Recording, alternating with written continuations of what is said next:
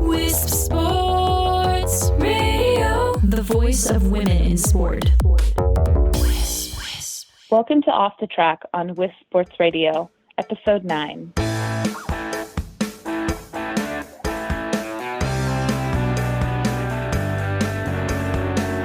Off the Track is about flat track roller derby featuring exclusive interviews.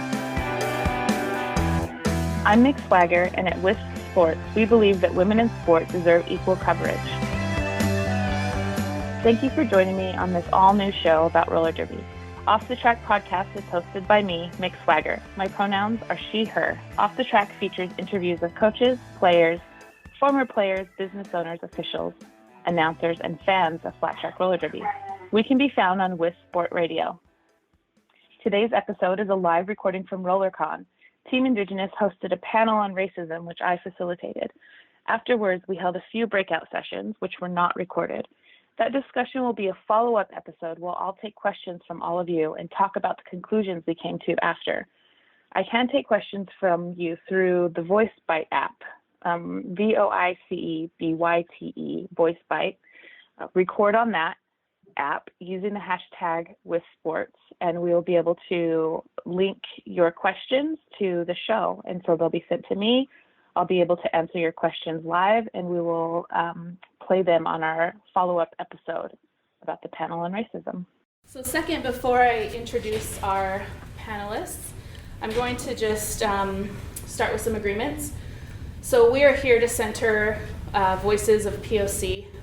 Specifically, I want to pop these questions out to our panelists, and we're going to hold questions until after. We'll have 10-15 minutes at the end, but then we have a separate caucus space to have discussion, further discussion. So if there's something burning that you feel as a POC you don't want to share in this space, we're going to have separate caucus sessions for ourselves.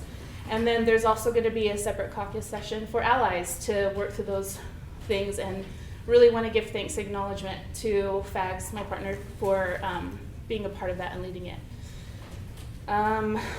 If there's anything that's triggering to folks, I want you to not just sit with it and feel like you have to stay in here. You can leave. You can take care of yourselves. Take a friend, and feel free to come back. If you need to just leave, that's okay too, because we have it recorded. So just kind of a heads up on that. So that's it for the agreements. Everyone good with that? Cool. So I would like to welcome our panelists today. We have Anna here from Atlanta Roller Girls and part of the Kaya team, which is where I first met you. And then we have Soledad from Angel City. She's the captain of the Scarlets and is also the head of their oversight on their diversity inclusion committee and part of their BOD. We have Wendigo. She's on Team Indigenous and has skated for several teams, including Team Canada, and was recently appointed to her city's, is it Equity and Equal Rights Commission. Equal Rights Commission. Congratulations. Yeah, and we have TJ Edwards, who many of you know, who founded or began the Black Roller Derby Network. Yeah? So if you want to further introduce yourselves and your skating background. Okay. I'm Anna. I started skating in Tampa as a junior a long time ago. And now I skate in Atlanta. I'm going to Emory to get my PhD in chemistry. And I'm half Colombian and half Chinese. I think that's all that's relevant right now. Okay. Hi, I'm Soledad. I started playing roller derby in Washington, D.C. Many years ago as well. And then I transferred to Angel City about 5 years ago, I want to say. I guess background-wise, my mom is from Thailand. I'm half Thai. I have African American and Native American roots as well some other things that are mixed up that a lot of POCs have. So there you go. אני בוז'ו ג'ני וושניש נקרא זוויקלם קונטון ג'בה Jujukundorum. My name's Jennifer, or Wendigo. I started skating at Bay Area Derby for several years, and then I skated with Houston Roller Derby for several years, and then now I skate for Brew City Bruisers in Milwaukee, where I live. And I'm a licensed professional engineer in environmental engineering, that I've been in that industry for several years. And I'm on my city's Equal Rights Commission. I was just recently appointed to do that. TJ Edwards, also known as Scarby Doll. Primarily, I started skating in 2007 with Atlanta, and then I transferred to Angel City in 2009, which is where I started the Black Roller Derby Network. 2011, I saw a void, and I thought that I actually just started it so we could just all talk. It sort of exploded into a safe space. Is this a safe space for all the Black people in Derby in any capacity? Skaters, refs, announcers, photographers, anybody who wants to speak freely and safely can do that in the Black Roller Derby Network. In my personal life, I'm an income auditor. No, it's not interesting at all. I'm an income auditor. I'm an autism mommy and activist. I was just appointed to my city's community advisory board, which advises the local school districts on how to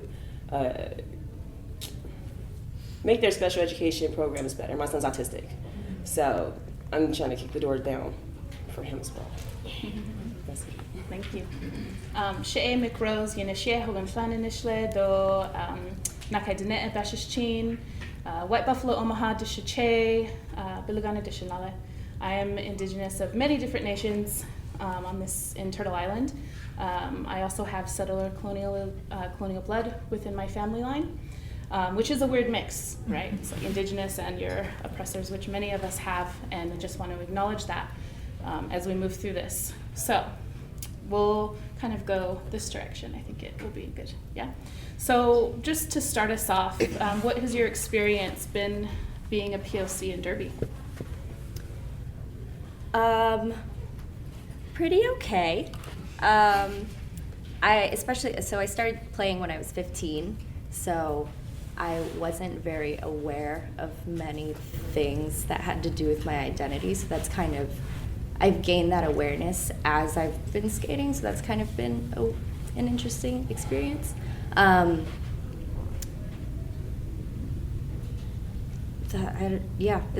It's okay. I found a lot of friends who help me out, and people aren't too terrible. So, I think mine has also been okay. I think growing up, my dad was in the Air Force, and I'm of mixed ethnicity, and so I've always been. I was fortunate enough to. My dad was stationed in Europe for a big chunk of time, so I've literally always been the only person like me. There's never. I'm seriously a minority, and then like also isolated in another country. And then when we finally moved back to the States, I moved to Austin, Texas. So, and the area that we moved to also was not chock full of a bunch of minorities. So I moved to DC after high school, and that was the first time I was ever surrounded by other people that looked like me, and like just this huge melting pot of beautiful, beautiful people, And so I found roller derby there, and I forgot to mention my background is in theater and in the arts.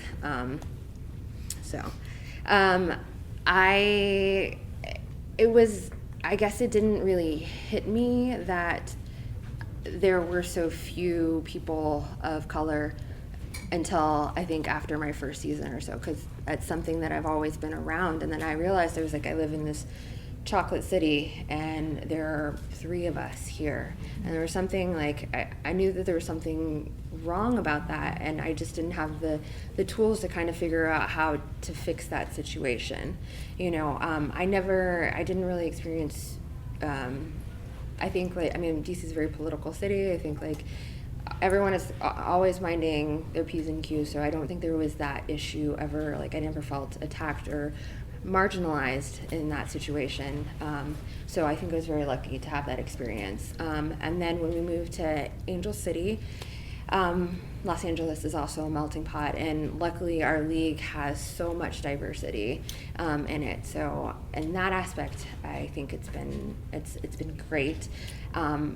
Traveling outside and sometimes dealing with other leagues, and I mean, I know the thing that comes up unfortunately commonly for us is like the mixing up of skaters, or like being mistaken for the other person on your league that has maybe a similar, skin tone, or, not the other one without straight hair, So that's something that I've dealt with a lot, and I think we'll chat about it a little bit later on.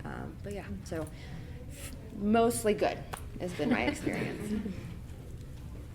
I would say I think I've had like ups and downs, ups and downs, a lot of microaggressions, usually being like the only voice to point out that we have a recruitment problem with like POC, and getting like the eyes rolled over like, oh, she's, like we have, 4 POC on the league, what are you complaining about?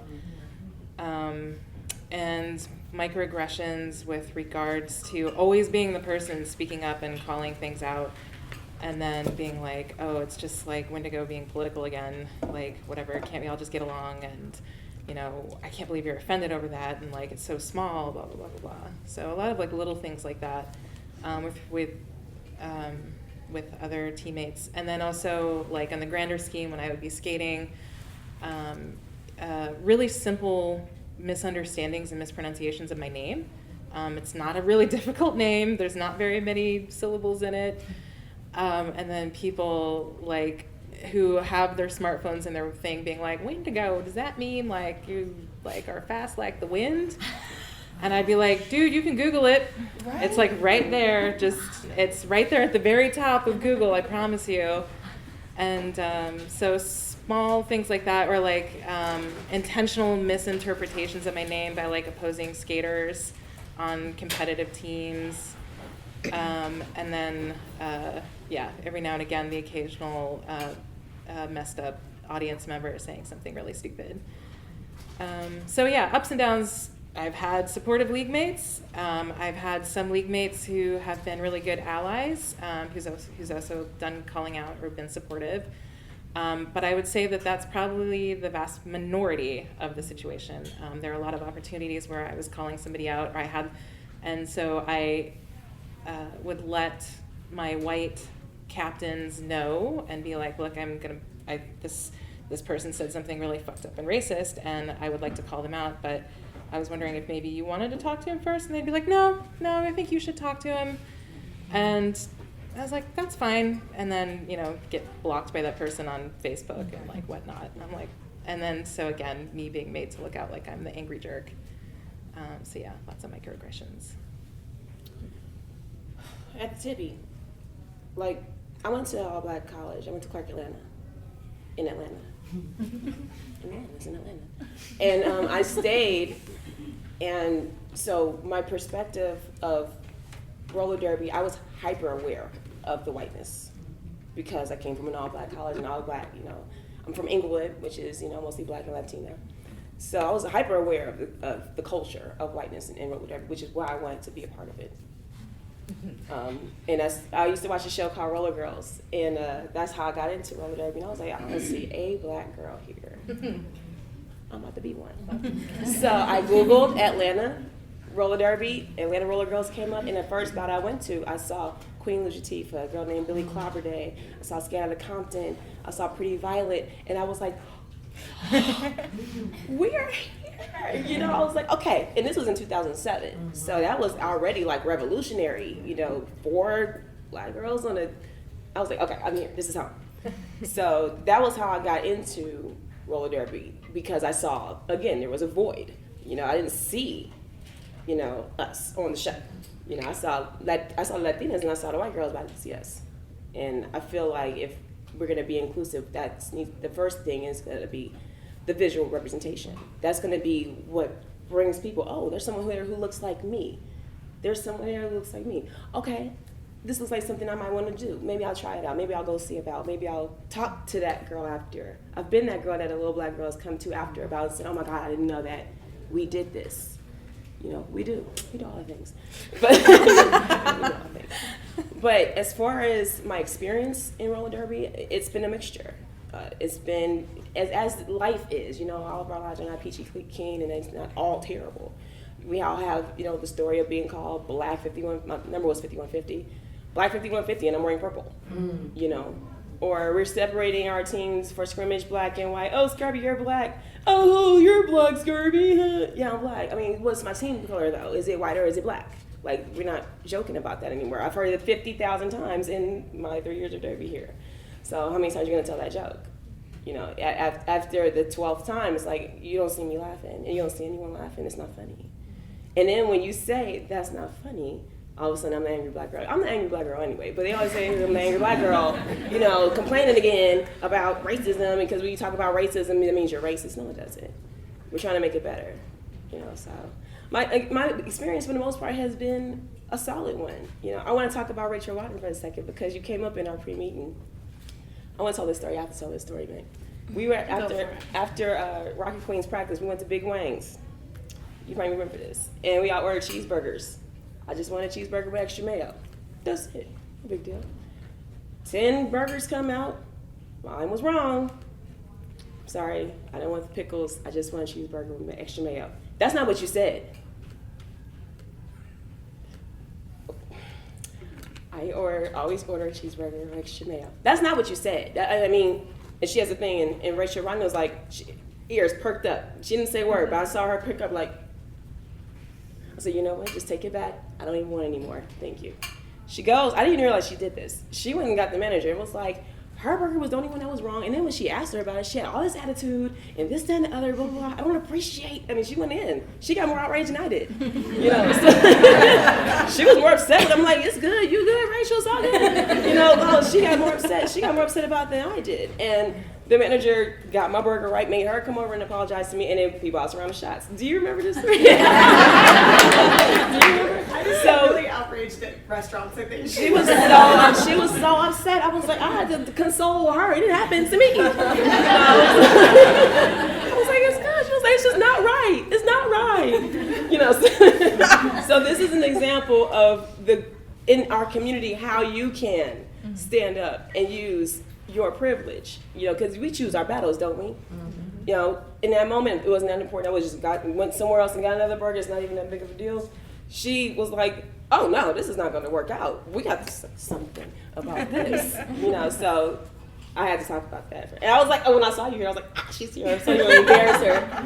Don't be embarrassed. I appreciate you, always. And I'll never forget that. So y'all be like Rachel Rodden. Which is a perfect segue into the next question, which is, how have you found allies in roller derby? Have you sought them out? Have they come to you? Is there teaching? Like, how do you surround yourself with people that can be your ally? I don't think that I've ever actively sought out allies, but you kind of pay attention to who's commenting on the political posts and who's making eyes at each other when someone says something problematic, and you kind of glom onto those people. Kind of make them my friends.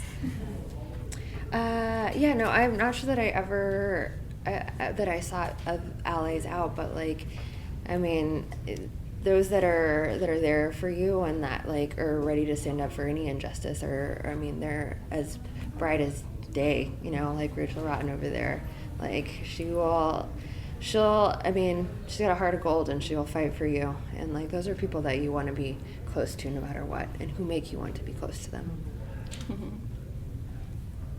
I would say it's the same. I think Native people, we are minorities within minority groups, and so most of us on leagues are used to being the only Native person for a 100-mile radius, especially when we're in big cities. Well, sometimes, but yeah, it's usually most of my allies that I've sought out have been other people of color, and who are woke to the messed up things and the problematic statements and everything, and then finding the people who do use their privilege in a way that's productive, and also calling out too, not letting things slip by. I'm going to be 100% honest. I've never really been a fan of the term ally, and I understand that it's a tool that we use, but I feel like the term ally sort of is used as a tool to center someone else. Like, look at me, I'm an ally. Like, I'm going to, stand for you. I don't really need you to be an ally. I just need you to be a decent human being. Because if you're a decent human being, you don't need a label. It emanates in everything that you say in your actions. You're going to stand up when it's someone, if you see it or if you hear it, if you're going to stand up immediately, that makes you a decent human. I don't need you to say, I don't need to call you an ally because you're a decent human and you're standing up for people who aren't like you. And you're using your privilege to sort of stamp out injustice. You're a decent human.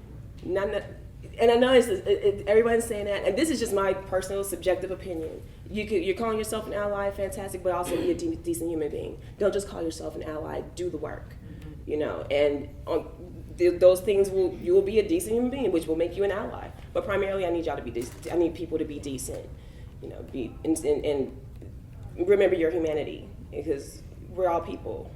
First we shall be able to stand up for each other. So that's it. Yeah, thank you. I feel I've come from a sporting background through my whole life, and in all of the sports I've played, POC dominated. I was always on Indigenous softball teams. I was always on Indigenous basketball teams, and always played sport with Indigenous people. And I think entering roller derby felt really intimidating because it was very white, and that's a fact. And as I skated into this, the Rose City Rollers hangar space, I was skating around thinking, I don't think I can do this. I'm wearing like jeans and a t-shirt, and people are wearing fishnets. And I didn't get it. I felt really uncomfortable. And then I had two Native ladies that called me over. They were like, shh, shh, shh, which is like how we call each other on the res. And I was like, my people. You were skating? You're skating? What's up? And that's why I stayed straight up. There were Native people that I skated with, and there are Native people that I skate with, and that I was friends with. So knowing that derby is a white sport, what are ways that we can do to make more space for marginalized folks, for POC? Maybe don't solve all of our problems, but it's not our responsibility. But if we can think of some ways that you might have felt more comfortable, or ways to bring folks in. I think a lot of it has to do with representation and who's on, like we were talking about earlier, who's on your flyers, who's on all your promotional stuff. And I think also all of your leadership, anyone who's in charge of anything in your league needs to have the issue of diversity in their mind and be very intentional about it, and just think about that in every decision that they make and see how that would impact people of color. Great. Visibility. I think visibility is a great one. I think accessibility is a huge one. Roller derby is not a cheap sport to play, and I think with all these junior programs happening, that's where roller derby is going. And we all started, well, not all of us, but most of us started later on in life. But some of these kids are having an opportunity to really train and learn, and are going to be phenomenal, and already are phenomenal. But we're only reaching a certain portion of those children, and sometimes it is accessibility that is holding people back. When I joined, I saw a flyer and it didn't have anybody that looked like me, and that didn't hold me back. But I know that growing up, my parents wouldn't have been able to afford the dues and all of that stuff in order for me to make that happen. And I think it would have, I definitely would have found I'm still looking for, I think I would have found my voice, and I would have found strength and confidence a lot sooner in life if I had had something like roller derby, early on. So I think I would speak to my experience in Houston. When I was there, the vast majority of the BOD were, the BOD was white, and none of them had children. And so when I don't know if any of y'all know anything about Houston, but Houston has a massive jam scene, and it is predominantly black, like 95% black is the jam scene in Houston. And like I was there the year that I think y'all might have heard of Freight Train when she was a rookie, and she was an anomaly though. I mean, she had a really supportive dad, and I kept saying, I was like to the bod, I was like, look, like there's a massive disconnect when we have a huge population of talented skaters, and we are not doing anything to promote within that jam scene. Like, what is? And they'd be like, well, we got like 4 black girls on league that like what? I don't see the problem. And like, you know, we got like all these things like at night, and like we have to go there, and like blah blah blah blah blah, and insurance wouldn't cover us, and yada yada. You know, just like all sorts of like bullshit excuses, bullshit excuses. Insurance don't cover people of color? No, there's a melanin quotient.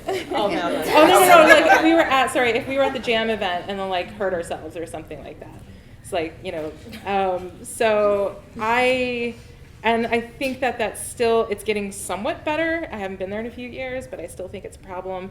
And one of my good friends, who is a former rec league skater at Bay Area, and photographer, she was watching the feed of the recent Golden Bowl and made a comment about how when you look at Bay Area's travel team, the All-Stars, and then they were up against Atlanta's All-Stars, and Atlanta has like 5 black women on the track, and you look at Bay Area and like I don't think they have a black skater in like their entire league, and they are based in West Oakland.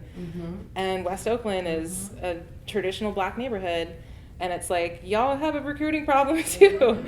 Like this is a problem. There is an imbalance. And if you don't see why don't you see an issue with that? Right. And why do you not think that this is a problem? And, you know, what are you doing to correct it? And it's gonna have to, you know, you're gonna have to step outside of your comfort zone. Like, God forbid you have to do something to step outside of your comfort zone in order to make other people feel welcome. I wrote an article in 2015 for Derby Central that asked this very question, and my response was the same. Number one, visual representation. If I don't see anybody who looks like me, I'm going to think that this is not something that's for me. If we're going to be inclusive, let's have the visual representation of that. That's the first sort of attack on how to do it. Part 2 was, again, stepping outside of your comfort zone when you are recruiting. You know, I mean, it's like, oh my God, all the black people, oh my God, listen, you have to go to other places besides, you know, like your bars or your tattoo parlors. That's what they used to do back in the day. All these tattoo parlors and bars. That's when they were recruiting roller girls. All the roller girls got tattoos everywhere. You know, that's where they were recruiting. They weren't going to the jam skating. They weren't going to the community events, you know, and saying, we are here. And not just the sort of, you know, like the music festivals. I mean, all types of different things. Think outside the box. If you want to bring people in that don't look like you, you have to go to the areas of people that don't look like you. You know, so go get them. Those were the solutions, and that was 3 years ago when I wrote that article. We're still talking about this. You know, we're still saying the same thing over and over. Why isn't this being activated? Why aren't we executing?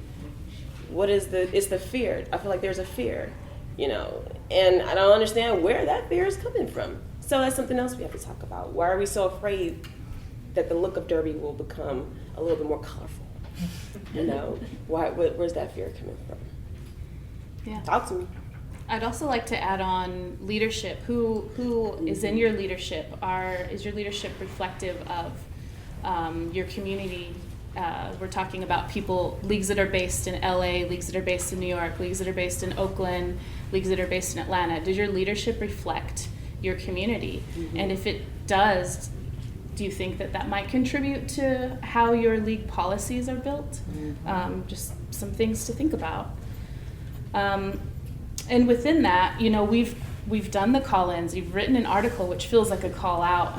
Many of us have had discussions with our leagues. Probably many of you have had discussions with your leagues in talking about recruitment and talking about representation and all of those types of things. So as issues come up, I think a lot about that call-in culture. That's happened. So now are we at the space where we need to have a call-out culture? Which is more effective, and how do we balance that when we're facing issues of diversity, being inclusive, of POC? How have you kind of held that space for yourselves within your leagues? Do you have experience holding that space of call-in versus call-out type of thing?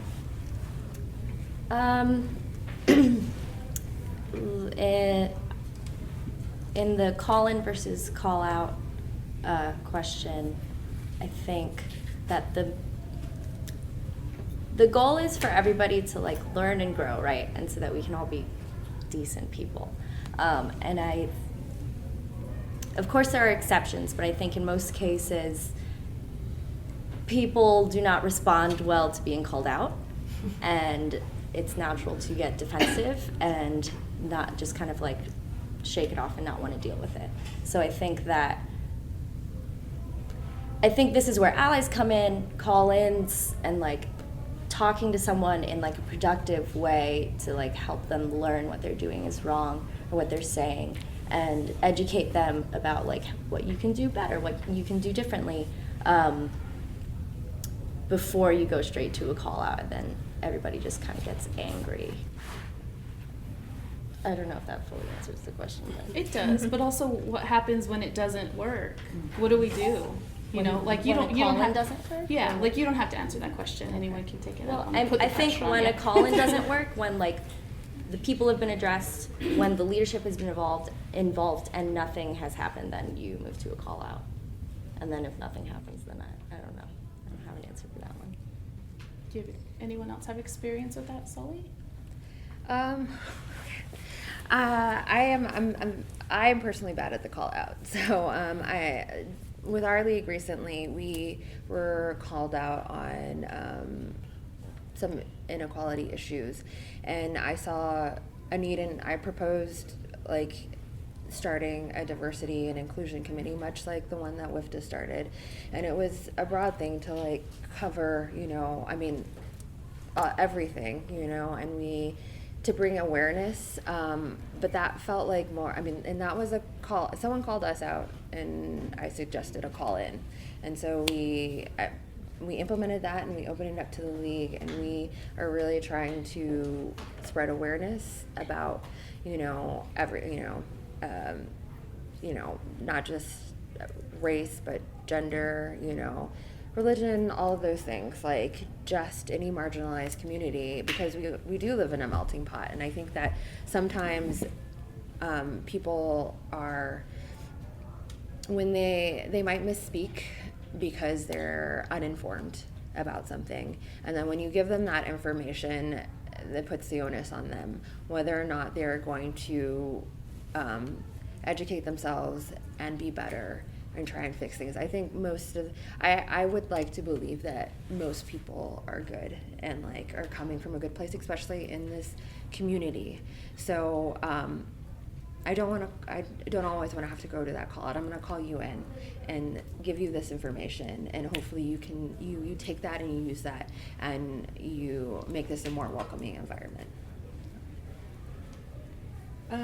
I think when I think about like call in versus call out, one of my experiences with it have been that as a person of color, a perceived marginalized person, calling a racist action out has always been wrapped with this defensiveness because I am a marginalized person, and so it's like then you become like the angry, person of color, or like the angry, she's always like complaining about this, like blah, blah, blah, blah, blah. And so like calling out, I have found because it comes wrapped up in that issue, that sometimes it is more effective when, the allies or your friends, the white people that are your friends, do the calling out and, act as like this communicative bridge between, marginalization and, institutional racism and all those things, and, the white person who a lot of that stuff just like goes over their head because that's part of privilege, as we were talking about before. You have a privilege of not being aware of those things, or microaggressions, or, you know, because you're not subjected to them every day, all the time, that it's the collective, you don't feel the collective weight of all of that. So when I can call in, I call in. When I call out, I call out. But I know, like, I'm taking a risk of putting that person on the defensive, because like all I can see is the angry side of me, and not like trying to enlighten or educate, you know. I feel like call out culture, just to sort of reiterate what Nico said, it's like you're being accused of being hypersensitive. Oh, that's not a big deal, or you're dismissed, or it's just outright denied. But when a Caucasian person says it, it's qualified. That part is the part that really angers me.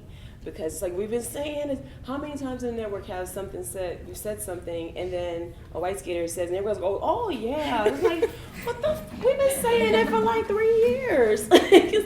Why is it qualified? Why is this person's voice, why is one person's voice way more than our voice, our collective voices of color? Why does what we are saying have to be qualified, you know, by a white person before it's even sort of considered a thing?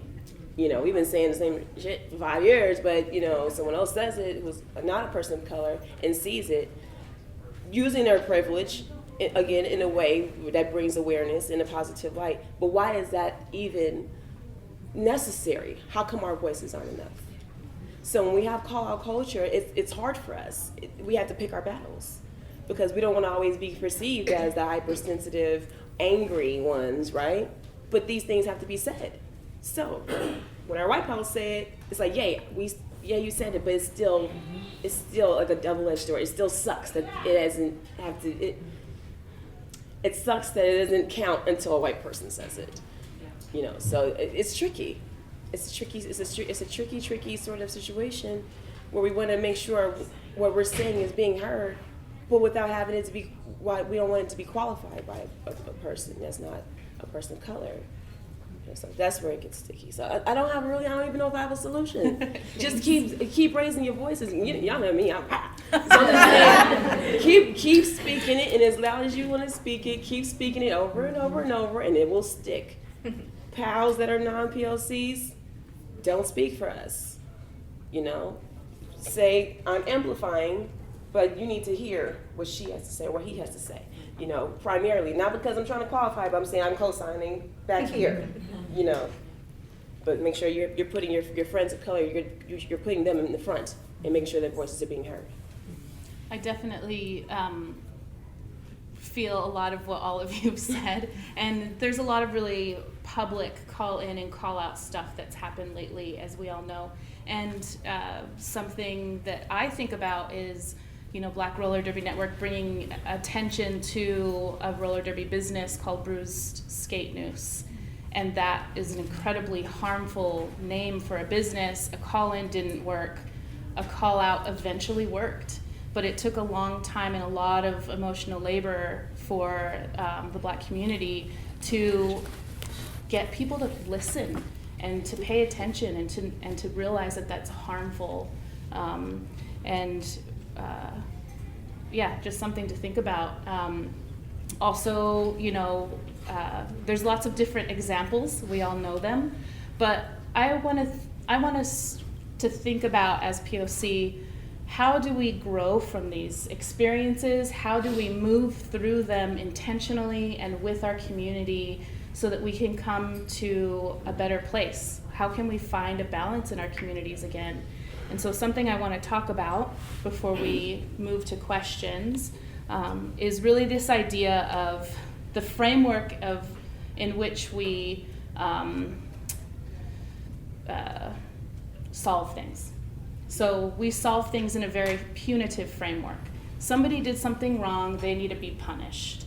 And we don't want to call out somebody because they don't deserve a punishment for maybe, you know, a ref the millionth time calling me by my skin color and not my jersey color.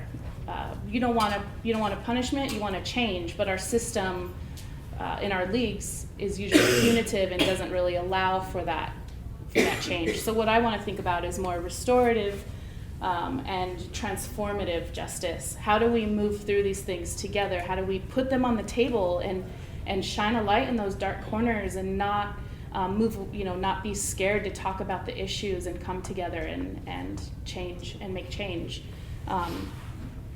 So are there, within that framework, what do you think is something that we can focus on as POC as we move into that? And you can answer if you're ready. I feel like you got some eyes ready to answer. I always have eyes. I always have eyes. They're large. My eyes are large. Gave me Things to I'm say. misreading your body language. I apologize. No. I was paying attention. That was me being, focused. Thank you. I need that for my learning. I feel that's a hard question. It's something that's subjective because you think about POC, you think about everybody that are of color. Not everyone is having the same experiences. Black people don't have the same experiences as Indigenous. Indigenous don't have the same as Asians. We all have our own sort of thing, that we deal with, but we want to make sure that we all, come together. We always want to be together.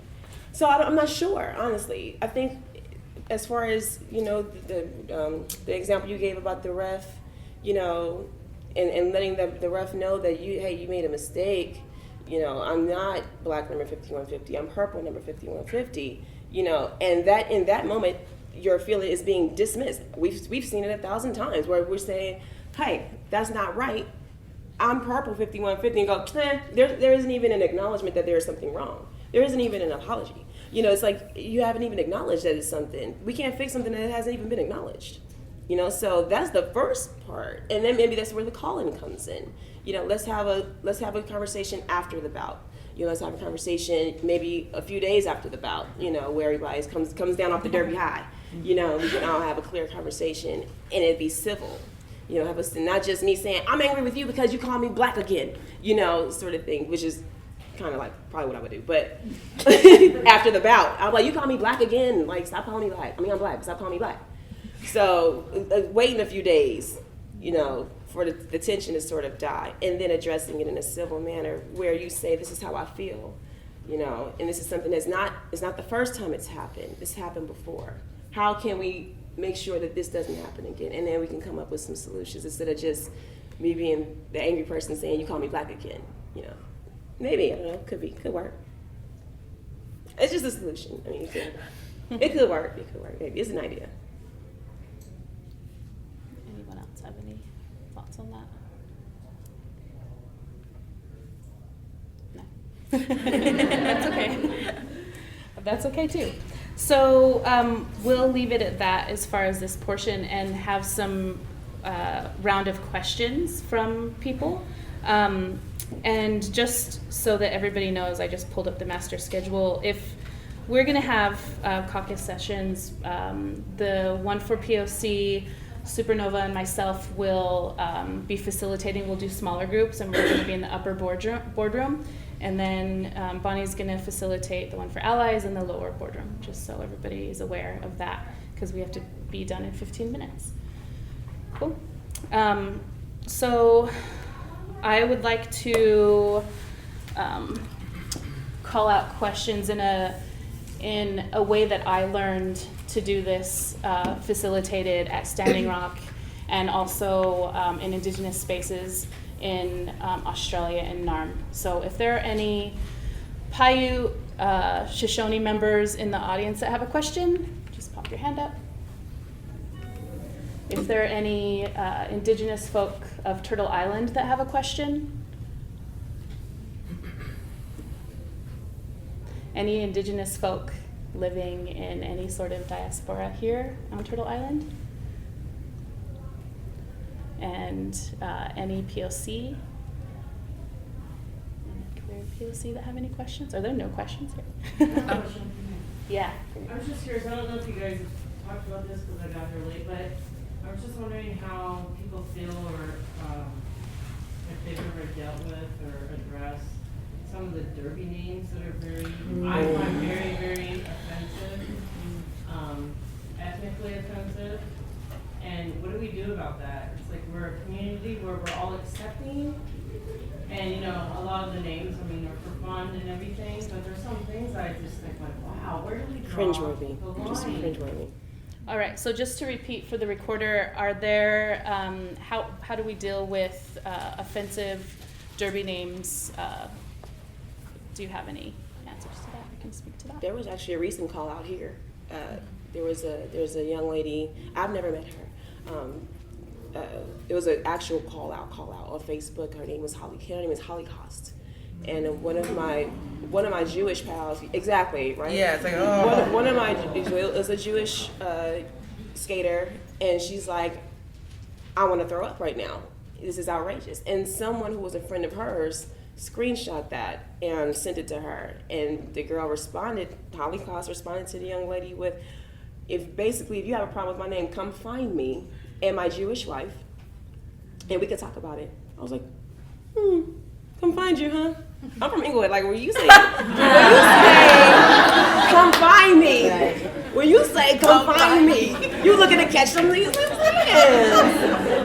So the call, I'm not sure if a call-in happened. I'm hearing through the grapevine that there was a call-in, and their leagues. I'm like, whatever. Well, So as then, an announcer, she changed her name. Okay. All the stuff. because I heard that there were announcers saying we are not going to say that name. We're not Yeah, going to do it. that was something when I went to announce that game. They said this skater is now going by this.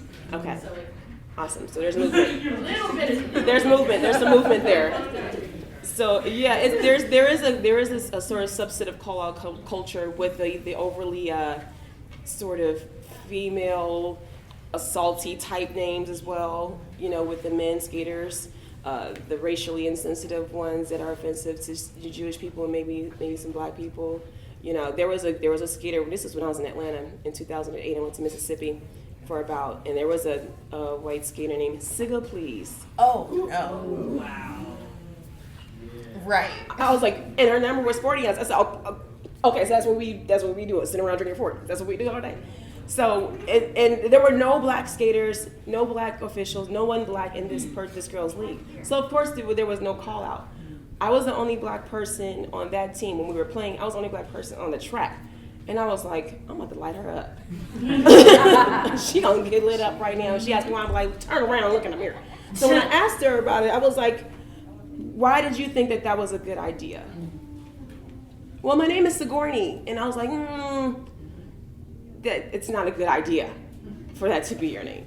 Do you just not plan on ever meeting any black people ever in Derby? Like, that's what I asked her. I was like, do you plan on not ever meeting anybody that's black in this sport? Because it's really offensive. She eventually changed her name, but after a call out, I called her in 2008, and there was no movement, but there was a call out from a white skater who said, this is not okay. You should probably think about changing your name, and she did. I think she's retired now. But yeah, that was in 2008, and it's a thing, you know, where people don't always, they think more clever than smart. You know, this is a clever name. You know, no, it's not that clever. It's really terrible. You know, so you should probably think about changing it.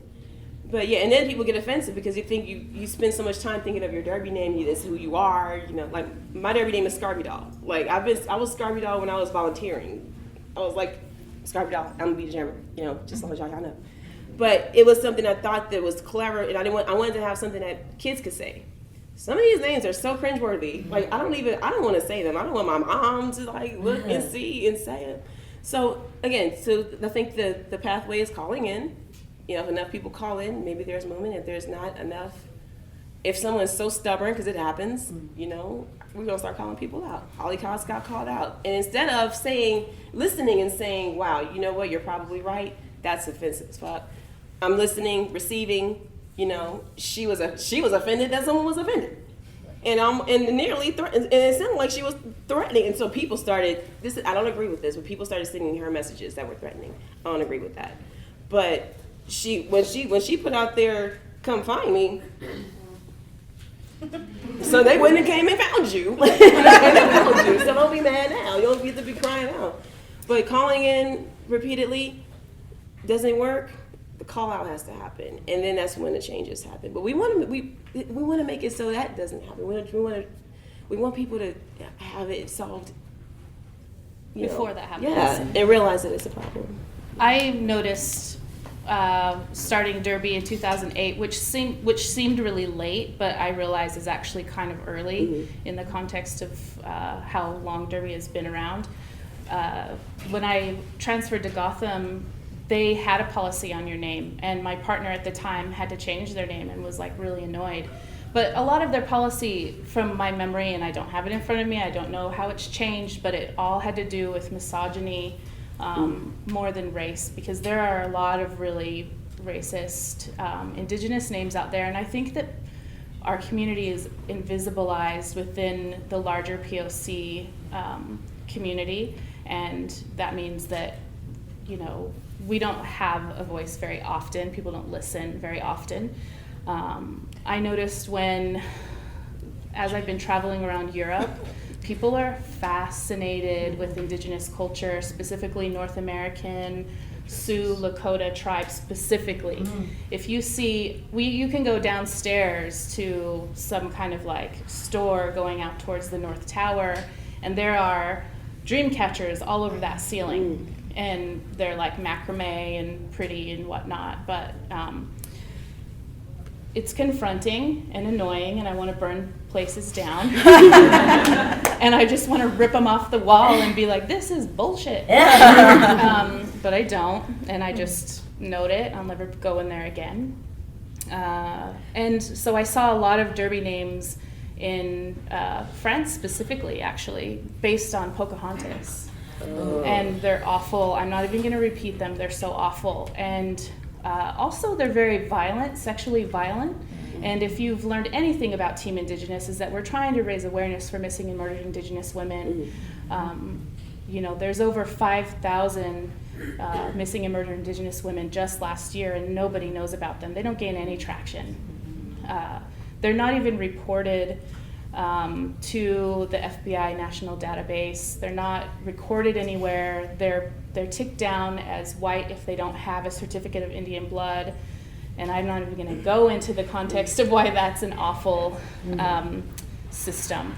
So a lot of violent roller derby names specifically targeted towards Indigenous people. And I just avoid that person altogether. Like, I don't have the emotional labor to talk to one person about why their name is violent, because it's always going to be a defensive. So, does any other? I was just going to say, I think I've come across like a solid 3 to 5 skaters that I've skated against on my various teams, my travel teams, like non-Indigenous people taking Indigenous names and some form of it. And I'm like, I don't understand. Like, why? Like, why do you want to be called Smackajawea when you are, like, Latina? Or, like, why are you smoke a hot ass when you are a very obviously Caucasian-looking person? And, like, I mean, that could be me, because, like, we do have some Caucasian-looking, you know, Indigenous people that does, but, yeah, but this, I could... When I would, like, cyber stalk these people, I would find out that they were, like, totally not actually Indigenous at all.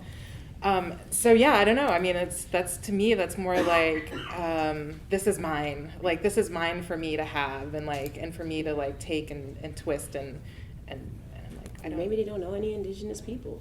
You know, maybe and this is the thing with the call in, is that you're making someone aware that this is problematic. But the other thing that I want to bring up, and that maybe we can talk about when we caucus in the other rooms, is as POC, are we talking to each other about our harmful names? Because we do have people on our teams that have names that are disparaging to your own people. Is that okay? Is it not okay? Is it part of Derby? I don't know. Like, I have my own feelings about that, and I'm not gonna, I have a hard time having that conversation with people.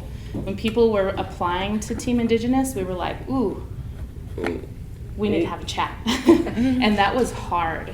And recognizing that they have autonomy to keep and claim that name back, just as we do to call ourselves Redskins, but we don't want any other person using that word.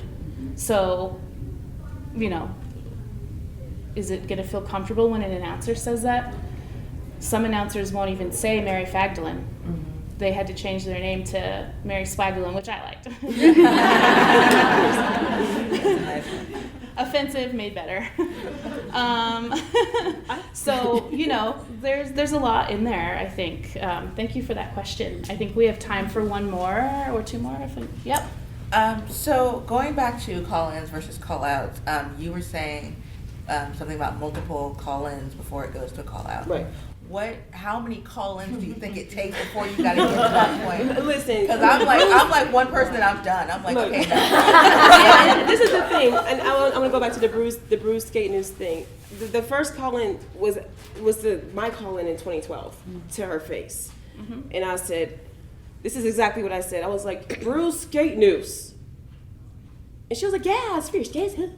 I was like, so the amount of melanin in my skin and the souls of my ancestors will not allow me to purchase anything called a noose. I said this, and she's like, I was like, okay, but really. I was like, no, seriously. I was like, that's problematic. I said it explicitly. And they were like, oh, well, you know, it's been a thing for a few years, and then we just thought it was super. It was like every reason why it's not problematic, even though I'm standing here telling you this is triggering. This is the imagery of it, you know. I was like, I'm telling you, this is what it is. Yeah. And it wasn't until Corey Ann, who was a black roller girl from Massachusetts, it was during the WIFTA playoffs last year, and the commercial was, how many things can you use your new sport or something like that?